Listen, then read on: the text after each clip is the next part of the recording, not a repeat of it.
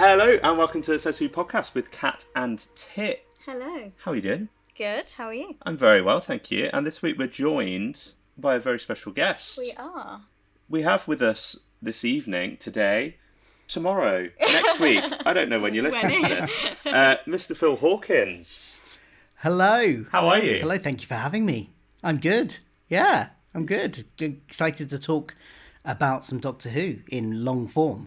Oh, absolutely. My videos on my YouTube channel are always like 10 minutes long, so it's quite exciting to get to talk for like an hour or more about Doctor Who in one go, because I don't often do that. Yeah, it's great. I mean, we just end up rambling and going off on all sorts of tangents. So buckle in. Yeah. Yeah, I am firmly buckled. Good. Lovely stuff. Well, for anyone that doesn't know, I know you've just said there about your YouTube channel. For anyone that doesn't know who you are, would you like to introduce yourself? Yeah, I have a YouTube channel where I talk a lot about Doctor Who, but not exclusively about Doctor Who. I do talk about other geeky pop culture-y things as well. It's called Culture Filter, and that's filter spelt Philter as a pun on my name, because my name is Phil. And so that's all one word, Culture Filter. And I talk. It's probably about 80 to 90% Doctor Who, and then occasionally I'll throw in a video about Red Dwarf or Star Trek or something in there as well. But Lovely. Mostly it's about Doctor Who. I always know the videos that aren't about Doctor Who are going to do terribly, because most of my subscribers are there for the Doctor Who stuff. So I'll release something else and it will get like several hundred views, as opposed to like the Doctor Who ones, which usually get over 1,000, and so it's always a bit of a shame, but never mind. Yeah, sometimes people just want the Doctor Who. Yeah. Yeah, and who can blame? Yeah, so I try and like do at least a one for them, one for me thing. So I'll never try and do leave a gap of more than 2 videos without a Doctor Who one coming in there. So Exactly. It's like Chris Nolan doing the Batman film so he could make Inception and Oppenheimer. Yeah, exactly. Yeah. I love making the Doctor Who film their videos as well, of course. So that's fine. Yeah. No, but thank you very much for coming on. It's a pleasure to have you. Absolutely. And thank you. We're going to be talking today about anniversary specials. Anniversary stories, yeah. Yeah. For Doctor Who Day, which is when this is going to be going out. Ooh, Nice. Good timing. Hence the yeah. I've got this schedule all worked out. I know. I was gonna say all worked out. You got it. And I don't know the schedule, hence why I'm always just as excited as anyone else who's finding it. Yeah. Again, it's not that I don't tell you the schedule. It's that I know. I just rock up. I know. Yeah. So I mean, I'm not sure how you guys wanted to do this. So, like, do we go through special by special? Chronologically? Yeah. Go in order, and I'm fine with we'll that. work up to the 60th. Yeah. Yeah. Well, in which case, the 3 Doctors. I love the 3 Doctors. I do. I think it's probably my favourite classic anniversary story. Oh, Okay. I did. Yeah, possibly. Yeah, I have different reasons for liking this and the the 5 Doctors, but this is probably out of the 2 the more sound story, isn't it? Yeah. It's like it's got a coherent. Like, it makes sense as a story. Yeah. As opposed to being mainly liking it for nostalgia purposes. So, That's exactly what it is. I like the 3 Doctors because the story is interesting and fun, and I have a lot of fun with it. And then the 5 Doctors was my first, I think it was like my 3rd classic episode. And I think it was definitely my 3rd classic DVD that I used to just have on and on and on. So that's like my nostalgia story. Okay. Yeah. That's interesting. Yeah. I couldn't tell you the first time I watched the 3 Doctors. I think it was probably only a few years ago, like maybe 3-4 years ago. And I was watching all of Pertwee through, and I mean, it's great, isn't it? It is just fantastic. I mean, like you said, it's a story that just so happens to be a multi-Doctor story, and just so happens to be an anniversary story. Yeah. But yeah, it just feels like a really, I was going to say condensed but that's not. No, it's just a tight story, isn't it? Yeah. And it's coherent, and it has a beginning, middle, end. It doesn't lag. I feel like the Three Doctors is when you say like, oh, what's a classic Doctor Who story? What's something that feels like just like the perfect all round classic story? You could go, oh, stick on the Three Doctors, and then you get a good idea of what classic Doctor Who's like. Do you know what I mean? Yeah. I think it's great. Yeah, and there's nothing like you said. There's nothing there that's like that feels like padding. Everything in the story feels like it's got a purpose. Yeah. Even that like when you think it might be padding, like the silly business with the recorder early on, and you think, oh, they're just putting that in there to harken back to the second Doctor having a recorder, but then that recorder is very vital to how the whole story concludes. So it's set up. It's Chekhov's recorder. It's there for a reason. It's not just there to be a kind of nostalgic callback. Yeah. Yeah, it's really fun that. I mean, like, it's even got kind of crap Doctor Who monster in it in the Gel Guards, which I think are like, I say that like as a term of endearment. Like, I think they're great. I love them. I absolutely. They're like I have very niche loves for my classic Who monsters. They all very much are within the same realm, and I absolutely adore them. I really, really want to make them. Yeah, we've covered how much you love the Merker. I love the Marker. Don't get me. We're not sidetracking today.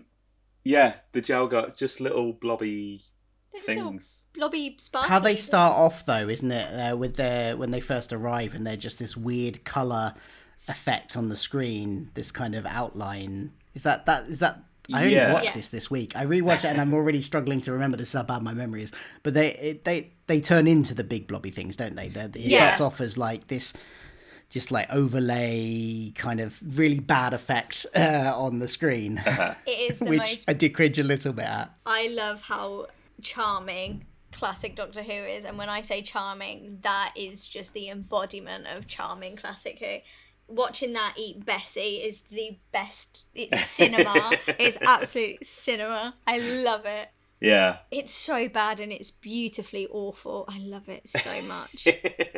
I wonder what people did think about it at the time. Did they think, because obviously fun. that was quite cutting edge technology at the time. Yeah. Did people, but it's still probably, I suppose people in the UK at that time wouldn't have had much exposure to higher funded American sci-fi, which was around at the time, because you did have things like Star Trek that had been on in the 60s and stuff, which they would have seen, but some more of it. Did people at the time think that looks a bit rubbish, but I love it still, or did they think this looks amazing? This is so high tech. I don't know. Yeah. So that I can sleep at night, I hope they thought it was the most groundbreaking, terrifying thing they've ever seen on their screen. Yeah, they were blown away. Yeah, that's how I would, or else we can't call it charming and say that it's bad now if it was bad then. You know? Yeah.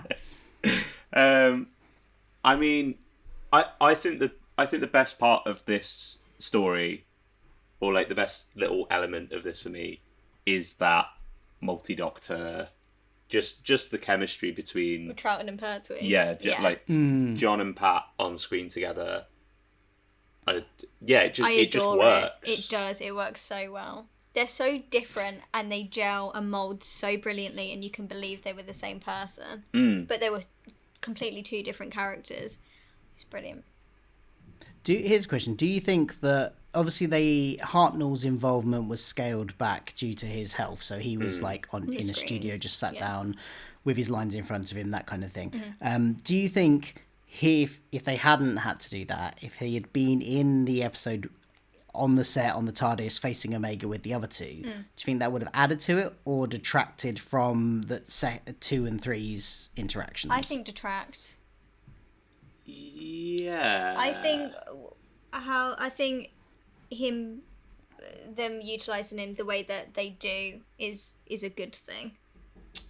Yeah, I think, like, obviously it would have been lovely to have had him in a sort of larger capacity, but I wonder because I'm thinking like the 5 Doctors, when they are all there together, nobody really gets. You get like little lines here and there, but you don't get a full like feel of what they are like together. The only time you really get that is between the fifth and the first in the TARDIS, where they have a bit of a one-on-one time together.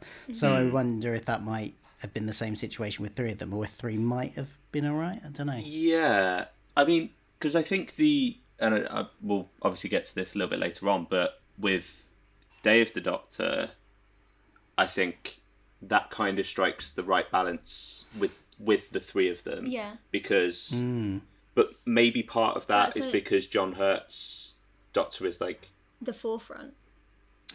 Yeah, but he's also he's sort of the focus, but also the supporting role at the same time. Well, he's used really as an observer because he's trying to still make his final decision.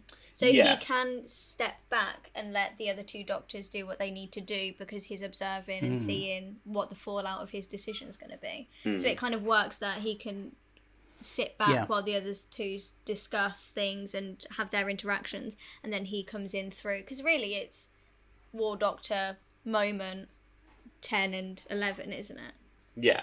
So like there's that push and pull there where they can all come together, but also they need to step back so he can have his thoughts. So that works in a different way. As to this, if the three doctors did that, it wouldn't work so much.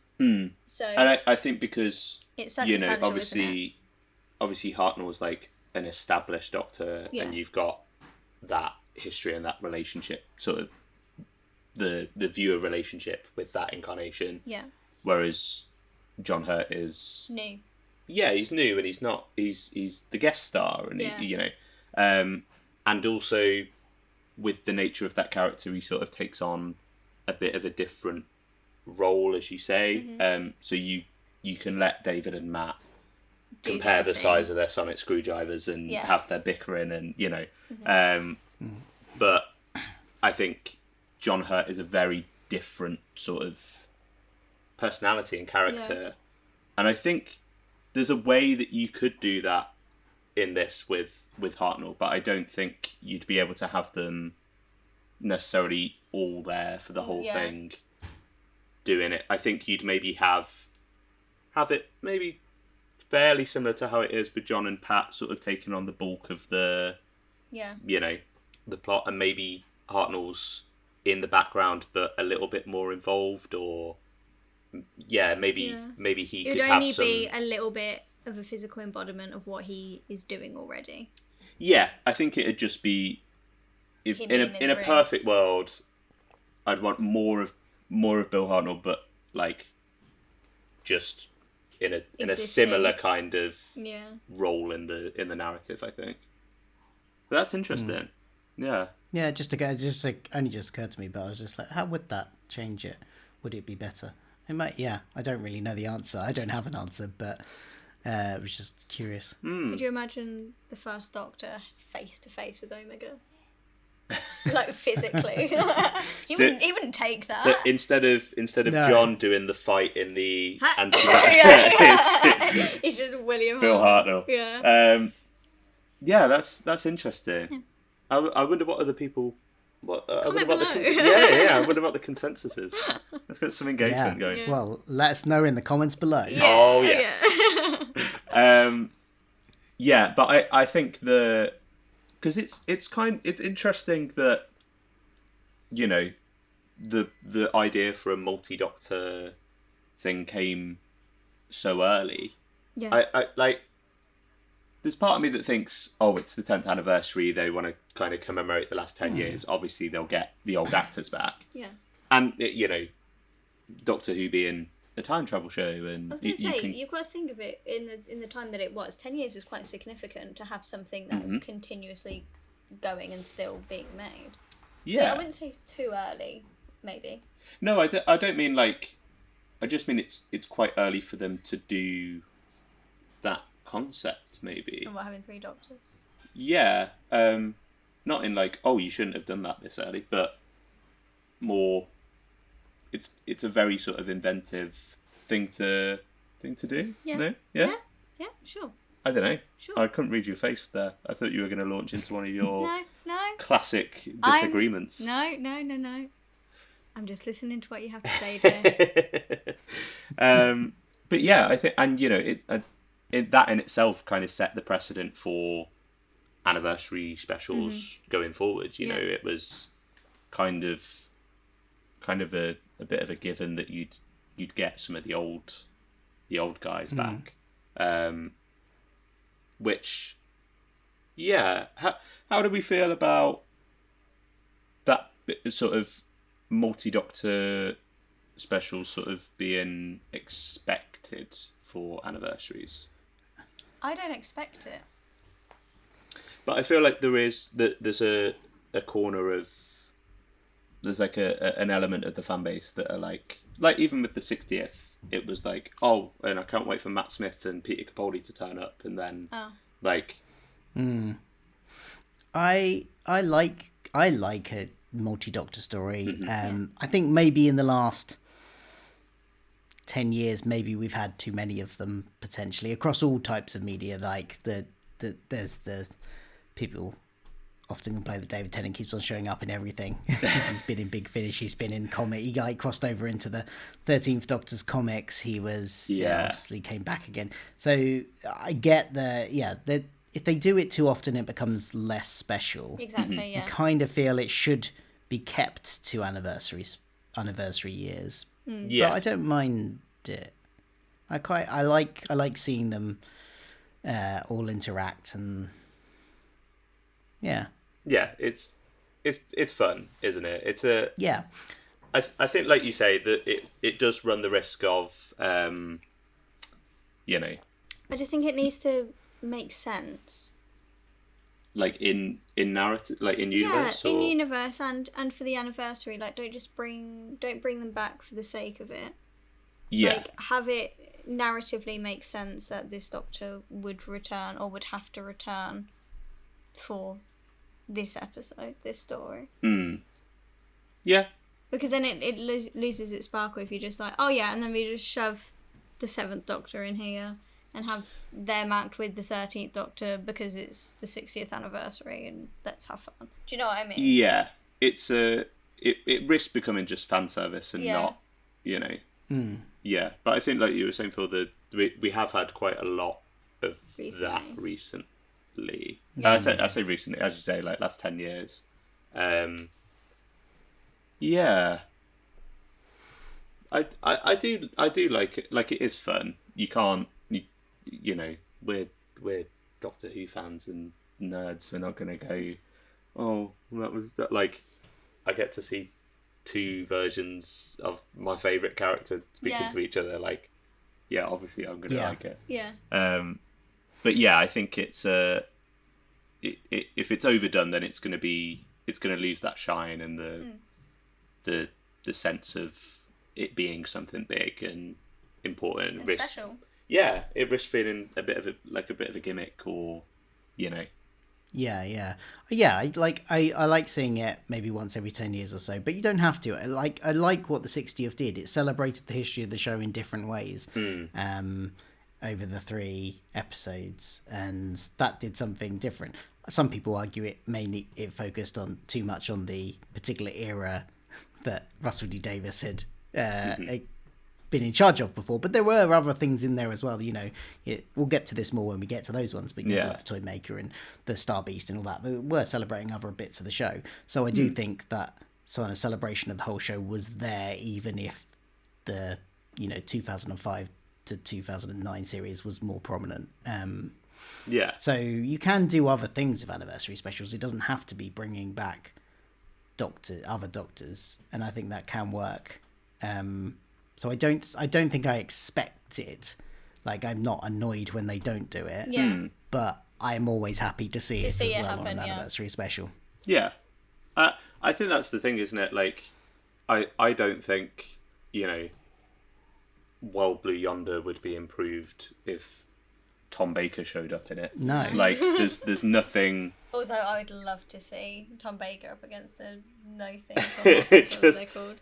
Could you imagine? I just want to see a Tom Baker not thing with that jaw extending. No, because that would be scary. that would be terrifying.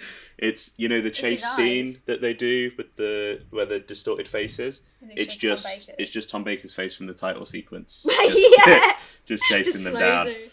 I think it's I don't think it should be an expectation. And do it when the story requires it, or when it feels like it's a good point to do it, rather than just shoehorning it in.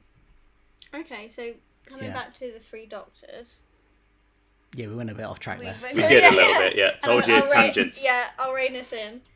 I don't have a question. It was just more trying to rein us back in, but I didn't have a question to. Oh, okay, cool. You were just trying to. What do you guys think of Omega then? Because we haven't really talked about Omega as a villain. What do you guys think of him? I love Omega. Specifically, I really, really enjoy him in the Three Doctors. I really, really enjoy him in this story. I absolutely adore his costuming. This is my favourite, Omega. Especially of recent times also. Well, Omega has one of those unfortunate trajectories where I'm people may disagree with me on the middle what story of his, but out of his 3 appearances, they get progressively worse each time. Yeah. So they maybe should have stopped with the first one. I don't know. They should have. I was really, really hoping we're tangenting again and it's my fault.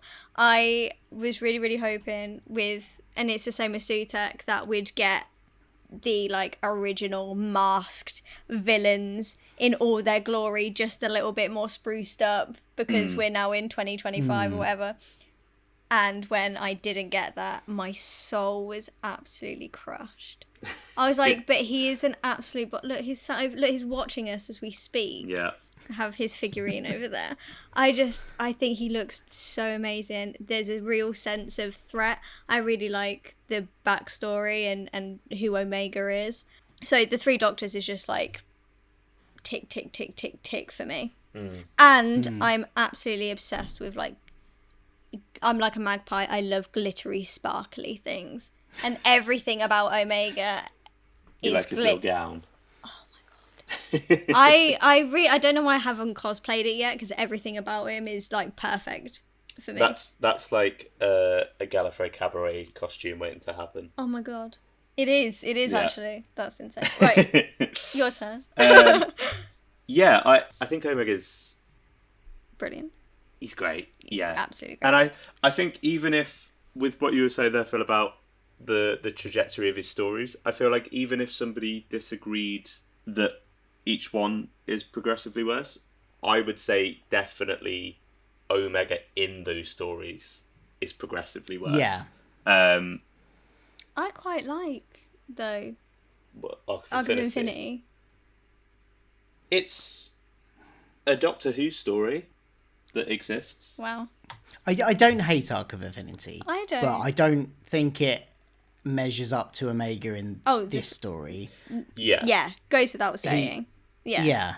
But I do like Arc of Infinity. I don't like the redesign. That makes me sad. Yeah. I don't mind it. It's not as good. No. But I don't... Where's his sparkle? I don't hate it. Omega loses his It's sparkle. better than the redesign he got recently. So. He doesn't need sparkle. He's got a pet chicken. It's fine. Biggest eye roll over here. Yeah. No, Omega's great. It's such a cool idea for a character. Yeah. I'd go so far as to say, potentially, that regardless of the rest of the story surrounding him, as a villain, I think he might be the best villain in any of the anniversary stories. I think. Let me run through. Oh no, I was going to say. I was like, hold on, let me. There might be better. There might be better stories, but as Day of the Doctor doesn't really have a villain as such. No. It has the Zygons there, has the Daleks there, but there's no villain. It's a story about the Doctor, so there's not really a villain to compare there. I suppose maybe the Not Things are kind of interesting, I still think he beats the Toymaker and I agree. Yeah. No, you know what? I do agree with that. Yeah. Yeah. I was running through to be like, yeah. What about so and so? But no, I agree. I think the not things are the only ones that I really like the toy maker though. I do. I do love the toy maker. And I do like Neil Patrick Harris as the toy maker. Yeah. But and his performance is great, but the story around the toy maker isn't as interesting as the story around Omega. 100%. 100%. Completely agree. 100%. And I don't know. I think with this story and that performance and the, and kind of tying it into the Time Lord sort of lore and mythos and canon and stuff that they were. I love it. Kind of starting to explore a bit more through John's era. Yeah. I think it kind of gives him that edge. That gravitas and that weight and it grounds him, doesn't it? Yeah. And also just a really good performance. Yeah. Like, he's very clearly insane. Yeah. Yeah.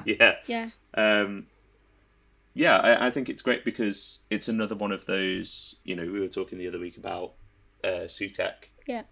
It's another one of those performances that's behind a mask and there's no kind of emoting other than it's kind of a voice role. Yeah.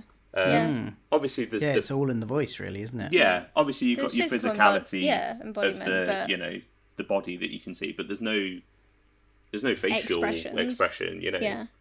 Everything's driven through the voice. Yeah. And they do it perfectly. Yeah. It's they do really, it brilliantly. really good. Yeah. I was going to say I'd love to see Omega come back, and then remembered the most recent story. I was literally like, are you forgetting? See, what I would do if I was in charge, in that wonderful world in my head where I'm in charge of Doctor Who. Yeah.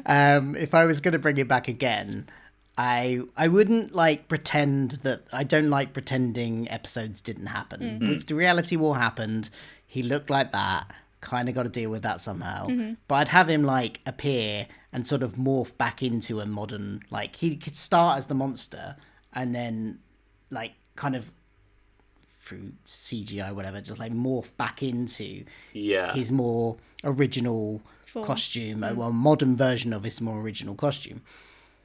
I that's think as far as I got thinking about. I haven't thought of a story around that. Just that's the only visual I have in my head, and how I'd bring him back and not make him look like a skeleton. Yeah, giant skeleton. I mean, because he's such a good just adversary. I need to listen to the Big Finish Omega story because I was meaning to get round to it after Reality War, and it kind of took the wind out of my sails a little bit.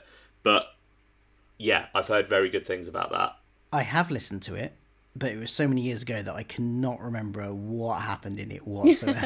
Can't remember anything about it.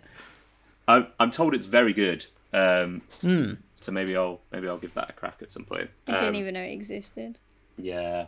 But that's Big Finish for you. Well, yeah. You could honestly name any character and they've probably cropped up in at least one. I was gonna. That goes without saying, doesn't it? But yeah, I think it'd be cool to see him come back. Sort of, I'm doing air quotes properly. Regardless of your anyone's he was thoughts on just because he doesn't really feature in the that's not an Omega story. He was the end result, wasn't he? Yeah. He was. This is what the Rani was working towards, bringing back Omega for whatever purpose she had, and then it happened, and it had to quickly go back in the box. So it wasn't really an Omega story. He was just the final result. It kind of ends up as a glorified cameo. Yeah. Which, that he deserves it, but it just wasn't in the right way. I think that's what it is. I feel like he deserves his story. Yeah.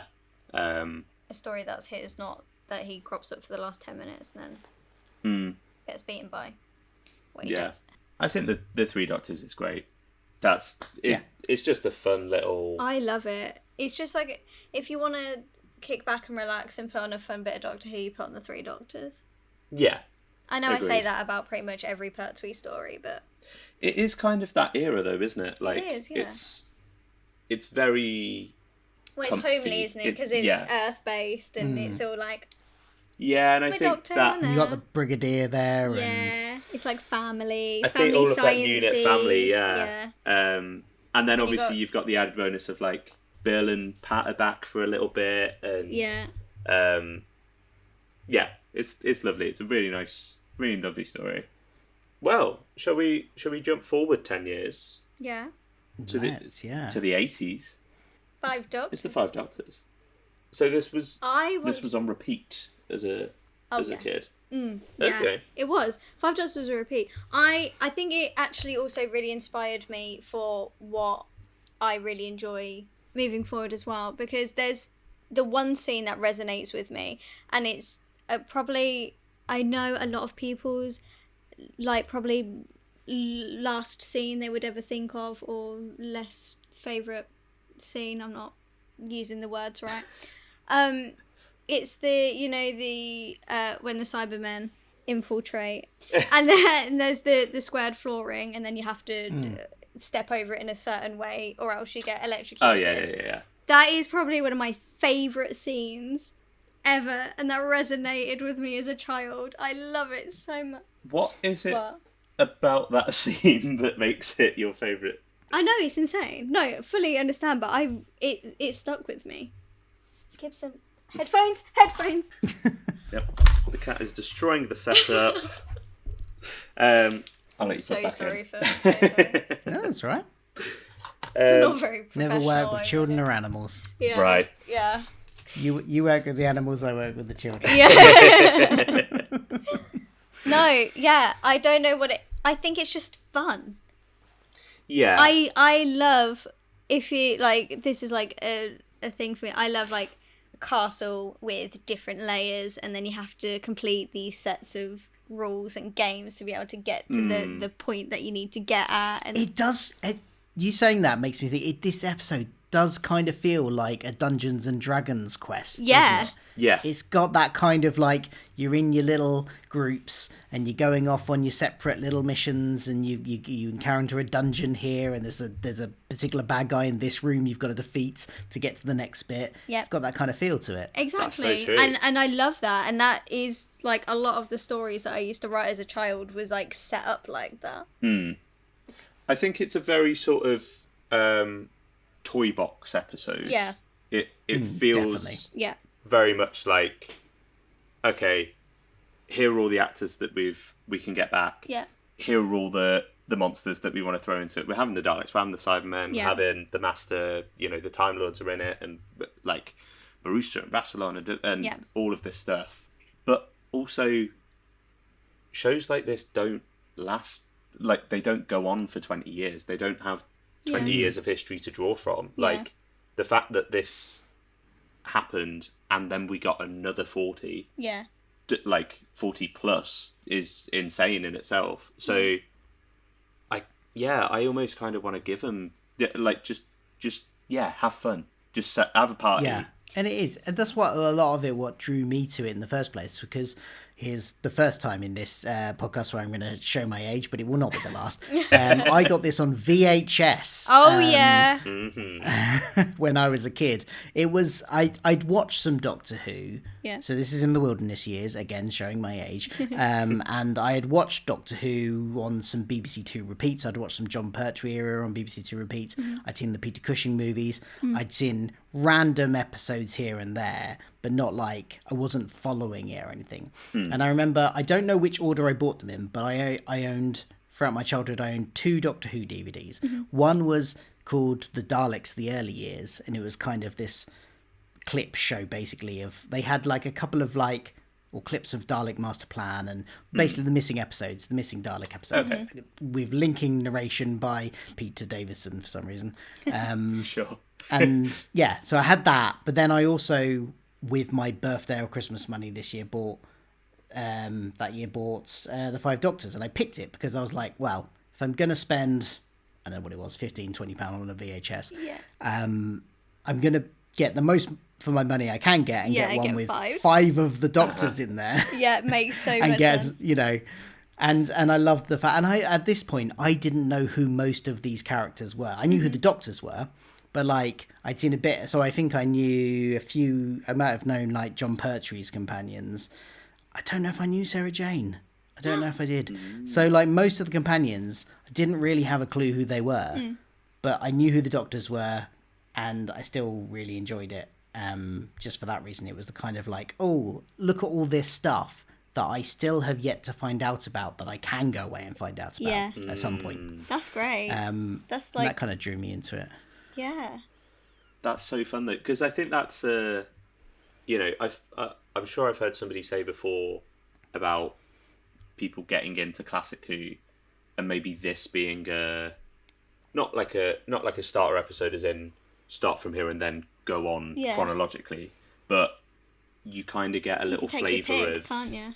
You know, the last 20 years, and go, oh, I like that Doctor, or I really like that companion, or you know, this monster, or and kind of backtracking. It's the Doctor Who tasting menu. It is, yeah. Exactly, yeah. Here's your starter. Yeah. And then you pick your main. Have a little bit. It's just like a little tiny bit. Yeah.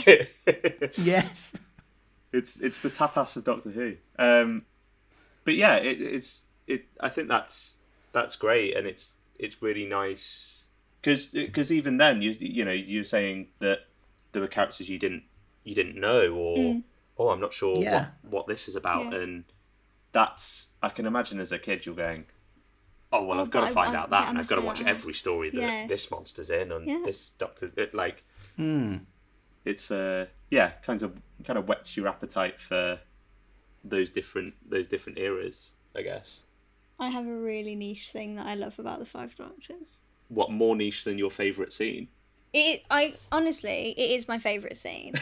It really is. Okay.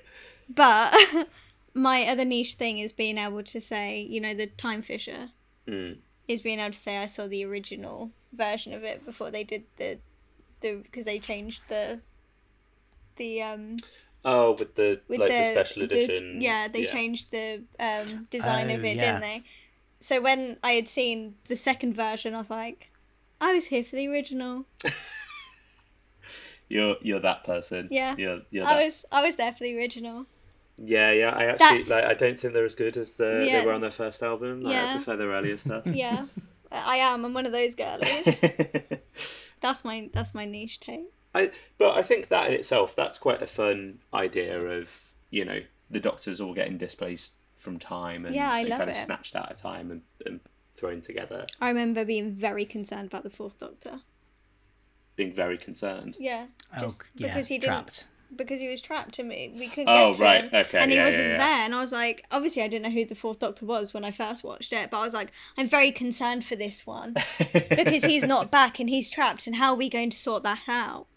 But you're a very posh child. I was probably more like, oh my god. I was going to say, I actually know that to not be true. Very untrue, yeah. That's I think that's one thing that does kind of, obviously can't be helped, but that's one thing that does kind of, I don't want to say a flaw, but it's like, it's just a shame that Tom was like, no, not happening. Yeah, that is a shame. And I mean, there are flaws to this. You got, like, it's fine to say there are flaws. I love it because of the nostalgia. It was my first, you know, it was one of my early experiences of, and I had like one of the 2 VHSs I owned of Doctor Who. So I've always had that nostalgic attachment to it and love it for that reason. But it's not a coherent, like, interesting story with a beginning, middle, and end. Yeah. It is, like you say, it's the toy box. It's just getting all the toys out and having a little smash around with them, and that's fun. Yeah. But it's not a particularly compelling story. Yeah. I agree. By itself. And there are things in it that are like, when I watched it this week, because I did my homework, I tried to rewatch as many of these anniversary specials this week as I could to try and have them fresh in my mind. And there were things I noticed, like the way Susan acts to the 5th Doctor is like he's a stranger. It's like he's somebody completely different. In fact, she almost, the way she's looking at him, looks like she fancies him, which is weird. Yeah. It is a bit odd. It's like, it's like she's not considering him also her grandfather, which is odd. Yeah. And then they're like, the other thing I noticed was like, where in the Third Doctor's timeline has he been taken from? Because he talks to both Sarah Jane and the Brigadier as if he hasn't seen them in a while. Yeah. But they were with him when he regenerated into the Fourth Doctor. So where has he been taken from? It's like little things like that as a nerdy adult that I never noticed as a kid and probably don't matter too much. Yeah. But as a nerdy adult, I'm like, as a geeky adult, I'm like, I noticed that now. Yeah. Yeah. That's actually a really good point. I've never thought about that. I always find the bits with John and Liz, like, I don't know, there's a slight disconnect I always feel with that particular pairing. I don't know. I am pretty sure if Tom had said yes, they would have paired him with Sarah. Naturally, 100%, yeah. 100%. Yeah, even like for their actual like season 11, I never quite click with 3 and Sarah. I know. Why don't you take that back? How about that? Because it's like when you think of a Doctor and you obviously you think of Jo and 3. Obviously, I think that's what it is, and it's it's the same way as I don't think of as much as I love her. I don't think of Bill with Capaldi's Doctor. No, because it's Clara. Think of Clara. Yeah. Because then it's Amy. But even more, I suppose the more direct comparison would be Clara, because you think of her as a 12th companion, don't you? But she was a 11th companion as well. So, but you never think of her being the 11th Doctor's companion. You think of Amy as being the 11th Doctor's companion and Clara being the 12th. So that's probably the closest we've had to that situation. Yeah, that's a good point, actually. It is. But yeah, I think it's interesting. Yeah, I think, as you say, definitely if Tom had been on board, yeah, it would have been that pairing. What's the little robo dude who's outside of the cave? Oh, the Ruston Warrior robot. The Ruston Warrior robot. I used to pretend to be him. In my Doctor Who games, I used to pretend on my landing that I was up against him and I couldn't get into the bathroom until I defeated him. How did you defeat him? I can't remember. I can't remember that. I don't know. I don't even know if I ever did. But I was, and I remember when I got my Battles in Time cards, and it was around the last ones when they did the classics, series, and I got him, and I was like, yeah, because I absolutely adore him. He was always an odd inclusion because he's not a villain from another episode. So no, it was new. As I was watching it, thinking as a kid, like, oh, I wonder where these guys have turned up before. I thought that about the Raston Warrior robot as well. Yeah. And then, like, I can't remember how many decades later it was until I discovered, oh, there actually isn't an episode with that. See, with that in. I remember when because I think it was more because of the colour, to be honest, but I always assumed, oh, they're a part of the Cybermen. Yeah. Because they're silver and they shoot things from somewhere, and I mean, I don't know what version you watched, but I'm pretty sure it's just the hands. Well, yeah, it's just their hands, but you didn't see it, did you? I don't know. I didn't see the original version before they changed the effects. Actually, I don't know you didn't see the original like I did, so you actually don't know what you're talking about. I mean, it's a very tight sort of lycra suit, so... But, yeah, I just always assumed, oh, they're, like, Cybermen. Like, they're a part of those. Yeah. And I guess also because the Cybermen are in that literally scene. Yeah. So I just assumed. That's interesting. But yeah, it's odd that, like you say, because everything else is nostalgia and, I remember this. And from this episode. I don't think it's necessarily a bad thing that there's sort of something new going on. Yeah. But, like, it is odd that that's the only sort thing, of element that isn't kind of previously established, really. But they're cool. They are pretty cool. They are really cool. He's pretty cool. He's pretty cool. I also think Season 3. Bring them back. You want a Raston Warrior robot. I think it's interesting that, like, because that's such a simple design. It's literally a bloke in a lycra suit with, like, just a silver sort of helmet on. But it still kind of does look really great. I just had a thought. when you were talking. I wasn't listening. Yeah, I'm not surprised. And Go I am on. really sorry. But you know how I was about to say, you know how we've been talking about anniversary stories? You know, Yeah, they've come up. for the past hour. I just thought, what if they end up doing a multi-Doctor story next Christmas 2026 with Billie Piper and other Doctors? Why would they do? Because they might do some timey-wimey stuff, because Billie Piper's not supposed to be the Doctor anyway. So what if they end up doing a thing and then they bring back a load of Doctors and we have a massive multi-Doctor story for Christmas 2026? I mean, I do think it will be a multi-Doctor story. I don't think it's going, because I think David Tennant's going to be in it. But beyond that, I think we'll definitely get David Tennant back for it, so they can do the Billy and David teaming up again for the first time in 20 years. And, Yeah. for 20 years since their series together. Yeah. And it'll wrap up the RTD era nicely, I guess. But I don't think it'll go beyond that, other than if we get maybe a small role for Nishuti if he comes back, if he's willing to come back for it, so he can face some Daleks. But I don't think we're going to get like Matt Smith or anything like that. We wouldn't get Matt Smith or Peter Capaldi. But what if we have some classics? I don't think they will. They were only in it like a few years ago. All right, let it go, dream. Also, they've got more than enough to try and more than enough Wrap plates up, to spin. Yeah. Yeah, right. Yeah, okay. You know what? That's fair. Sorry, you carry on talking about what you were talking about. I was just sorry. I'm now thinking of just Sylvester McCoy turning up and being like, "Oh, you look like my future companion, Rose Taylor."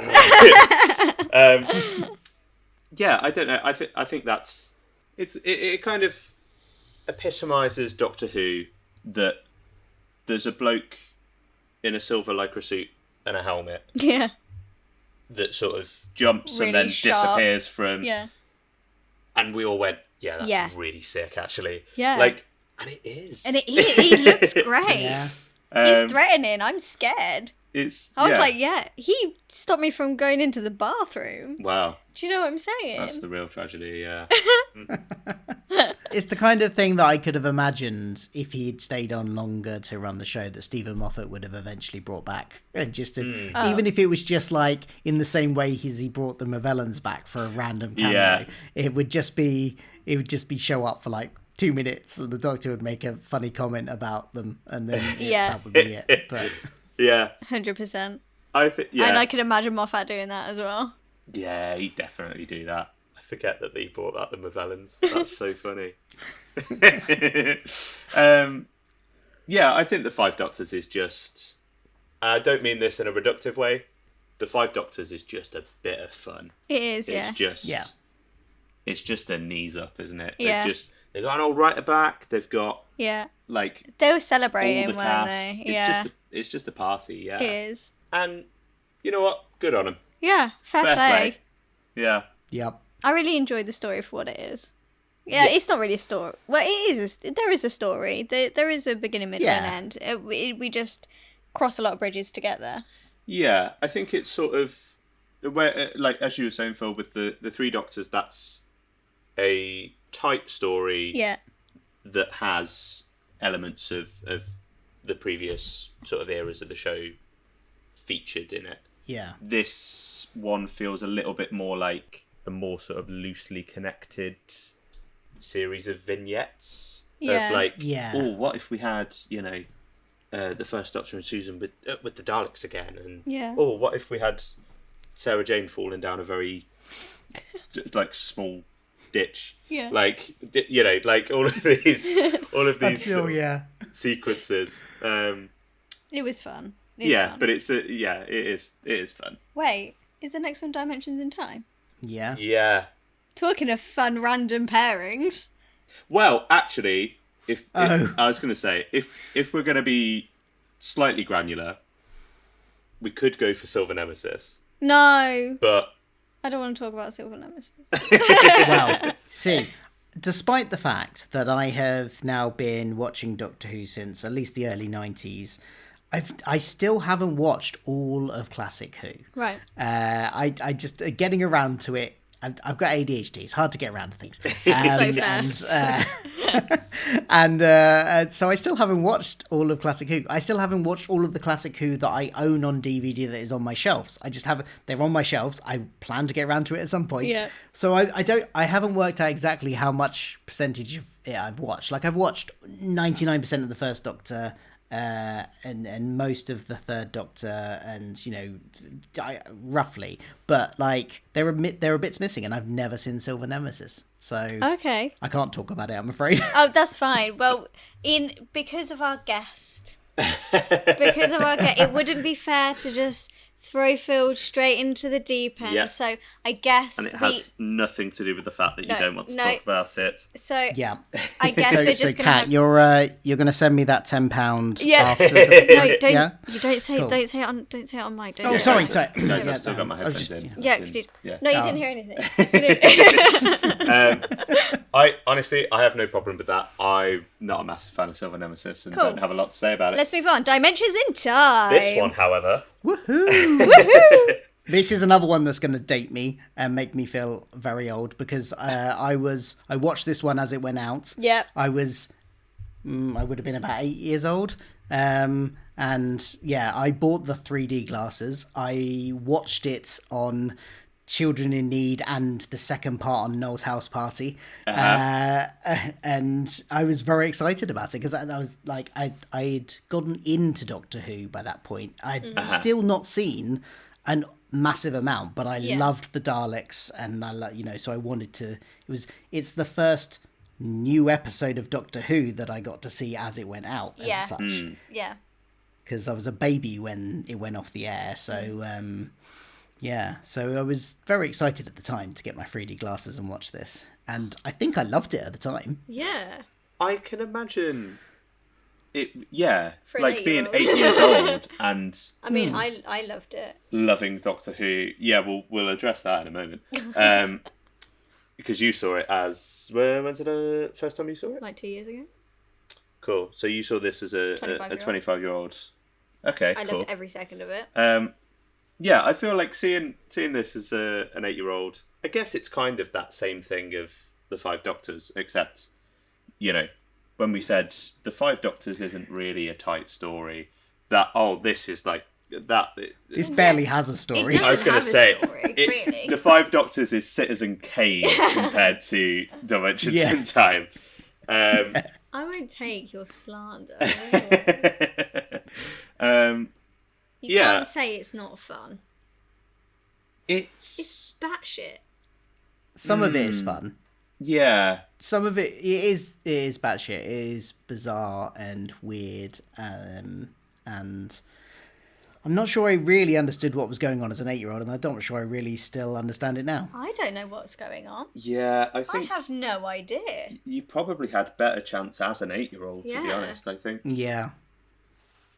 It's definitely coasting on vibes. Oh, 100%. It looks great. Which I think is perfectly sort of valid for, it's a charity special. Exactly. It's literally like... What, so you don't like charity? Is that what you're saying? It's literally like, collectively, 10, 15 minutes long? Yeah, something 15, like that. 20 minutes Like, it's long, not... isn't it? a story like that can coast on vibes. I just really dislike the vibes it's coasting on. Why? I really don't like Dimensions in Time. I completely understand. I know. Boring. I know. It literally is so boring. I know. I just hate. The first time I saw it in full was with you. It was. You made me watch it. I did. I And watched it and was it's- like, you need to see it. And it's the same day that you made me watch K9 and Company. Yeah. Yeah, and it I was. feel like that was a really cruel double billing of like. What's wrong with K9 and Company? There's literally, thank you, Phil. There's nothing wrong with K9 and Company. My whole Twitter is based off of K9 and Company. I think it's insane. Yeah. Not disagreeing. Yeah, I don't know. I mean, it's way better than this. Obviously. Yeah. You this have no is- taste. This is your issue. It's a nonsensical little I love EastEnders. odd tidbit of what is that about? What, EastEnders? It's about the East End of London. Phil, do you like EastEnders? I don't mind EastEnders. I'm not a follower of it, but I watched a lot of it growing up because people around me did. So my mum watched it, so I saw a lot of it. Yeah. My wife watches it, she hasn't more recently, but she used to. So I saw a lot of it when, I've seen a lot of it by proxy. Right. So I know who the characters are and things, and yeah, and I don't mind it. It's fine as a soap opera. I just try not to get into soap operas because they're way too much of a commitment in terms of like time of my life. Like if you get into one, having to watch like 5 episodes a week, I don't have time for that. Yeah, that's fair. Yeah, it's a lot, and like if you start Breaking Bad, like how many seasons there are or whatever. Like you start Coronation Street from the beginning. That's going to take you ages. Yeah, but you wouldn't do, Do you know that. Yeah, but you just don't do that. You're just being silly now. I was being facetious. Hold on. Also, talking of the... Oh, carry on. No, you go, Phil. Because I was just about to have an argument. I was going to say, please save me, Phil. I'm gonna act as counsellor here and break you two up. So the EastEnders elements of it, I find it really funny that they've got, when they go forward in time to 2013... it's the whole what year is this, madam bit with Pertwee, and you've got Kathy Beale, who they have made up to what they assume she will look like in 2013, but she was still in the show in 2013, and she looked much younger than they made her look up to here. So it's just really funny in retrospect that they've got this character who ended up being back in it all those years later. And looking nothing like they made her up to look like there. Which is beautiful. They went, no, you're going to look like this in 20 years. Just so you know, this is what you're going to look. I'm sorry, but seeing Doctor Who Aliens at the Queen Vic in the windows as it just pans round is just cinema. It's a very interesting, and by interesting I mean baffling, like decisions that are going on. Like, the EastEnders crossover thing in itself is balmy. Yeah, and I think I love it. I almost don't know how to criticize it because it's a fever dream. Yeah, I think that's what it is. I just can't. There's nothing for me to grasp onto. But it would make me want to donate to charity. I think it's sad that you need Doctor Who with EastEnders to make you. I'm saying it was a good I'm saying it's a good marketing tool. Thank you very much. I feel sorry for you two for having not experienced it in its true 3D form. You've got a whole unique experience. You are missing out. You are missing out on plasticine recreations of William Hartnell and Patrick Troughton flying at you out of the screen, which Yeah. I envy you. Baffling. Envy. Baffling. Another thing about this is that I didn't see any of the Rani's other stories until really recently. Like, I actually don't think I watched. Like, as I was saying, I'm really behind with catching up. It's taken me a long time to watch all of Classic Who. And I think I only watched the Rani stories for the first time when I heard she was coming, when there were rumours that she was going to be, when Mrs. Flood was going to be the Rani. So I was like, I better go watch the Rani episodes finally. They've been on my shelf for 10 years. I should probably get around to it. So I did then. But up until that point, my entire opinion of the Rani was based on this. Yeah. So even though she is camp in the other one, specifically the second, the Sylvester McCoy one she's in, she's on a whole nother level of camp in this. 100%. So I just kind of assumed that she was always that level of camp. And yeah, so that was what my opinion on her was based on, this. So I was very much anti-Rani for a long time because I was basing it just on this. Yeah. Yeah, part of me really wants to love it. You're boring. Like a Vervoid just walking into the pub. Yeah. Why is Helene's dead dog there? Like, there's a Time Lord that rocks up. Yeah. It's called What Have We Got in the BBC Costume Department? That's exactly what it is. Yeah. I think a lot of it was like fans' own stuff as well. Yeah. The costume that they put Louise Jameson. Well, I mean, in fairness, I think she went, I'm not wearing that leather bikini. Like, yes. But she does come up looking like a sort of B-Tech Pocahontas. Oh yes, yeah. Because when she first, when I rewatched it yesterday, I was like, "Who's that?" originally, and then I was like, "Oh wait, that's meant to be." Yeah. It's There are some interesting. I mean, I tell you what it does do. It gets so many of those old faces back on screen, and they're having fun. There's a charm to that, and seeing and you get Colin with Nick Courtney as the Brigadier, which you never got in the series proper. Although I know this is now kind of technically canon. It is canon. Okay. Okay. Wait, I've got to ask. So I'm everything's canon usually. And so what's your headcanon for how this can exist as part of the Doctor's life when also EastEnders has been referred to as a fictional program within the show?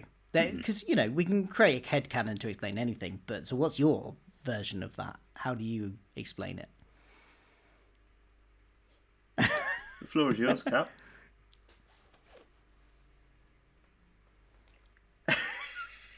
Alternate dimension where EastEnders exists and they slip through a wormhole because that's a thing, and all timey-wimey things happen, and there's time is out of sync, and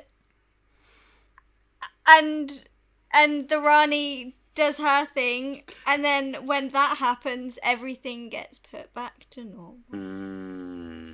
I think that's fine. I mean, there have been comics where there was a comic where the Eighth Doctor slipped into a different universe and ended up in effectively our world where Doctor Who is a TV show. So it's happened before. Some meta self-reflexive stuff. Also, to kind of help you out there. Thank you. So obviously, EastEnders exists within Doctor Who, but Doctor Who also exists within EastEnders. Like, there have been, references to... Is that because the Doctor Moon is currently cast in EastEnders? No. Is Colin Salmon in EastEnders? He's, one of the main... Yes, I do watch EastEnders. Yeah, he's got, he's back in as, a main role. Doesn't he run the pub or something? Yeah, well, he doesn't run... Used to run the pub. He doesn't run the pub, but he's feature. Ah. Yeah. So I guess, it's also impossible for... Exactly. It's a paradox. It's a paradox. It's a paradox. I'm just sorry. I've just been going away in my own head about EastEnders and Doctor Who connections. That wasn't. Bonnie Langford was in EastEnders for a while. Yeah. Fairly recently. Yeah. No. Yeah. Well, not recently. It was. Well, within the last 10 years. I was going to say it's within the last 10 years. Yeah, because I watched her in it. I watched her. All right. And wasn't who plays Leela? She was in it as well many years ago, I think. I think so. There's quite a few connections. I know that she's in Emmerdale now.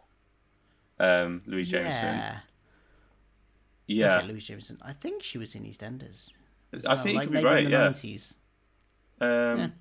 There's definitely going to be a fair bit of crossover with, Also, what's her name? That was in The Well. Isn't she from EastEnders? Yeah, yes. She was in EastEnders. Oh, she was fantastic because that's how I knew who she was. Right. Because she was brilliant in EastEnders. Yeah, there's going to be loads of crossover. Yeah, absolutely. But yeah, it's still an insane story. It's a lot of fun, and canon. It is fun. It's fun. Come on. I mean, to be fair, I've not watched it in 3D. I know. I can't say I had the original experience. That's Phil. No. Yeah. Yeah. There you go. And what a legacy. What a legacy. I wish I'd say- kept the glasses. That would have been so cool Oh to my- have kept the Pudsey glasses from it. And That would have been so good. Well, shall we jump forward another few years? I'm curious, how many years are you jumping? Well, Are you jumping? Because I was wondering if you were jumping another 10. I was going to say, have you prepared for a jump to 10? I have slightly prepared Okay. in the sense that there is something that I recapped the first few episodes of, which is a certain animated webcast called Scream of the Shalka. Perfect. Now, this is one of my Kat is Doctor Who looking blind very spots. confused. You know what Scream of the Shalka is? Yep. You know the whole Richard E. Grant Yep, webcast? I definitely watched that and know all about that. I've never seen it. We can deal with this very quickly if you want, because you two have never seen it. But it was a webcast that was BBC the website at the time that ran the BBC Cult website, they kind of had been doing webcasts with the Doctor Who license throughout like the late 90s, early 2000s.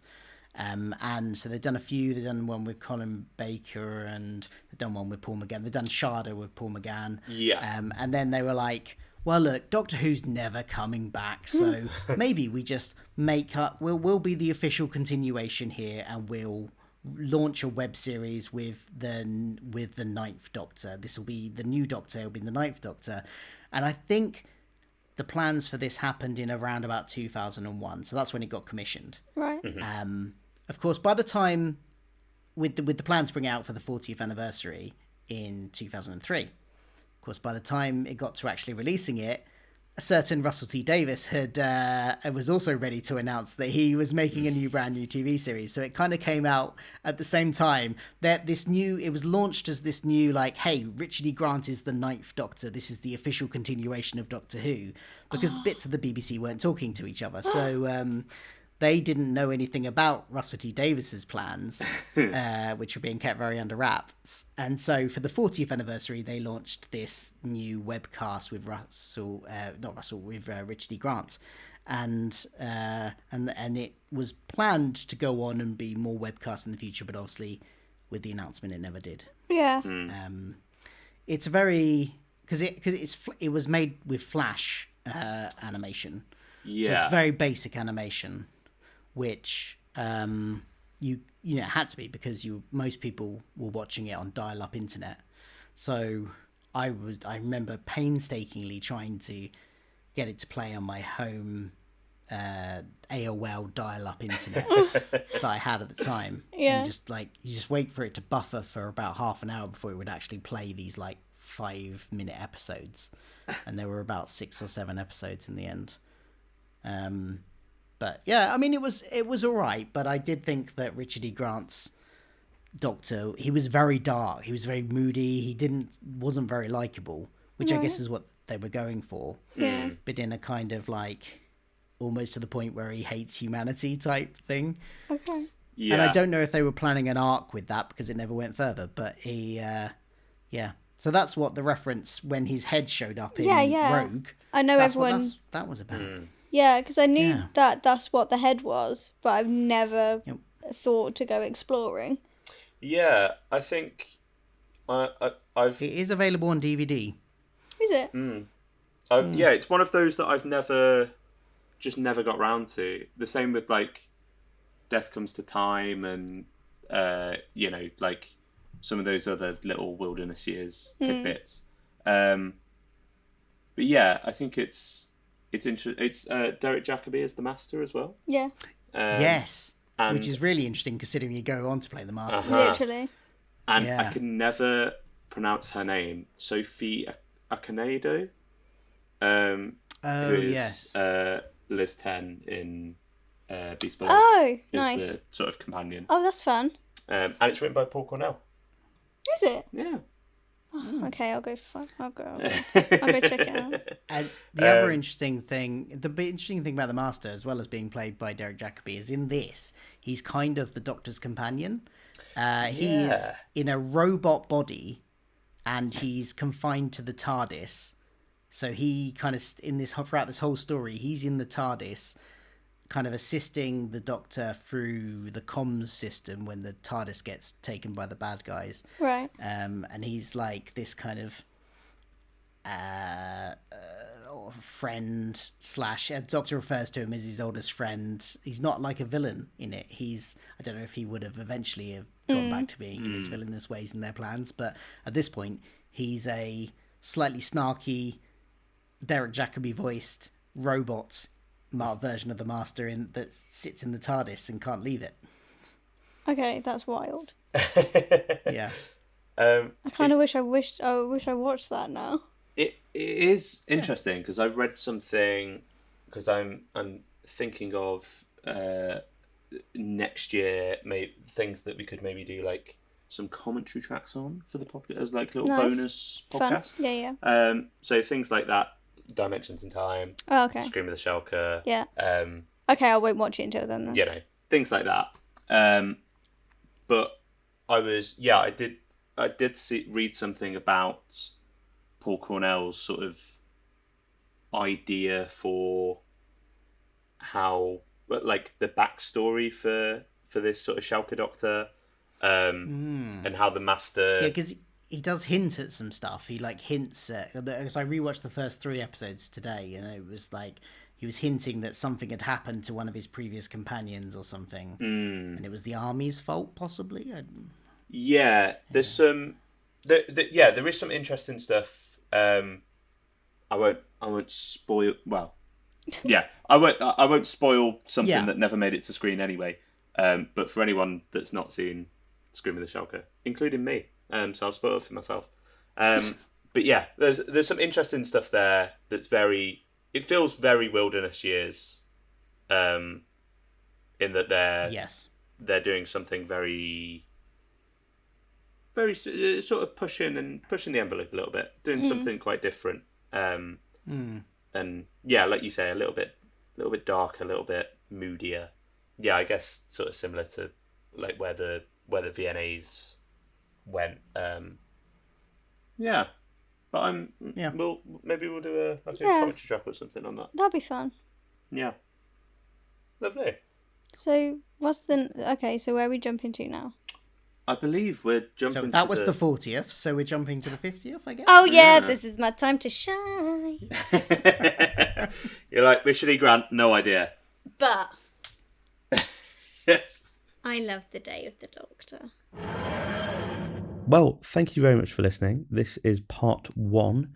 We've had to split this into 2 parts because our chat with Phil went for about 3 hours. So next week will be part 2, where we'll be covering the 50th anniversary Day of the Doctor and also the 360th specials as well, with lots of interesting discussion there. In the meantime, if you'd like to follow us, you can find Kat on Twitter and Instagram at simplykatie_XO. You can find me on Twitter at Sun and Biscuit and on the Sun and Biscuit YouTube channel, which you may very well be listening to this podcast on right now. And of course, if you want to follow Phil, I will leave all of his info down in the description. Make sure to come back next week for part 2 of this chat. And in the meantime, I hope you have a good week. We'll see you soon. Cheers.